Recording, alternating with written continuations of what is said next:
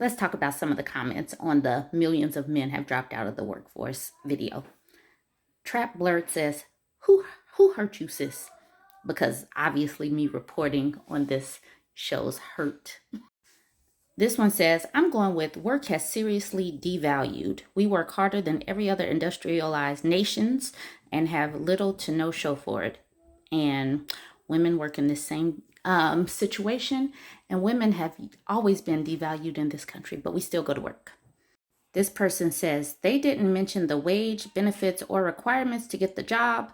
Some jobs required unpaid training that costs money. Again, women live in the same society, and getting an education is an investment. Men should look into that. Men should look into it. An investment in yourself does improve your career opportunities. Uncle Mark says, because most of those jobs require hard ass work and are dangerous for minimum pay and benefits. So why not just hustle for yourself? I doubt that these people are hustling because they are a drain and, whatever. But that's what Uncle Mark said. So this comment says, they ain't paying enough.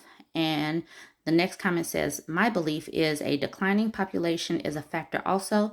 Like it was mentioned, not enough people. Get some girls to do those dirty and dark jobs. So if women go do these jobs and women are working and probably will end up having to fill the roles and probably immigrants, it still doesn't take into account what are men doing and what will they do with themselves if they have no money. This top comment, he says, I'm dying from liver disease, so I have an excuse. Okay, cool. Habanero says, maybe if those dirty jobs paid enough to afford a home, it won't be an issue. Back then, coal miners could afford homes. Now you can barely rent. Once again, women live in the same society, but you don't see all of the articles being written about women dropping out of the workforce. Why are men dropping out of the workforce?